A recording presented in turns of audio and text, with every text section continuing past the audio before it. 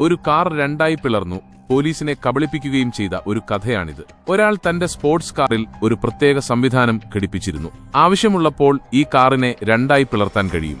ഒരു ദിവസം ഇദ്ദേഹം തന്റെ സഹോദരനോടൊപ്പം കാറിലിരിക്കുമ്പോൾ ട്രാഫിക് പോലീസ് അവരെ തടഞ്ഞു. എന്നാൽ പിഴ അടയ്ക്കുന്നതിന് പകരം അയാൾ ഒരു ലിവർ വലിക്കുകയും കാർ കൃത്യം നടുവിലൂടെ രണ്ടായി പിരിയുകയും ചെയ്തു. അയാളുടെ സഹോദരൻ ഇത് കണ്ട് ഞെട്ടിപ്പോയി. പോലീസുകാർ സ്തബ്ധരായി നിന്നു.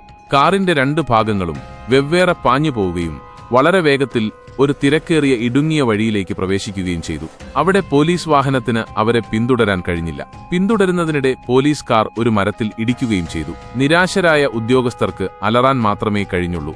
കുറച്ചു ദിവസങ്ങൾക്ക് ശേഷം ഈ രണ്ട് സഹോദരന്മാരും അവരുടെ സുഹൃത്തുക്കളോടൊപ്പം ചേർന്ന് ഒരു ബാങ്ക് കവർച്ച ആസൂത്രണം ചെയ്തു. അവർ വീണ്ടും അതേ പിളരുന്ന കാർ ഉപയോഗിച്ചു.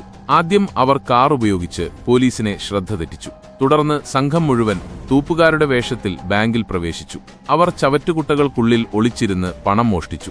ഒടുവിൽ കുറ്റവാളികളെ പിടികൂടിയെന്ന് പോലീസ് കരുതി. എന്നാൽ അവർ കാറിന്റെ വാതിൽ തുറന്നപ്പോൾ അതിൽ മാതൃകകൾ മനുഷ്യരൂപത്തിലുള്ള പാവകൾ മാത്രമായിരുന്നു ഉണ്ടായിരുന്നത്. അപ്പോഴേക്കും യഥാർത്ഥ കുറ്റവാളികൾ രക്ഷപ്പെട്ടിരുന്നു.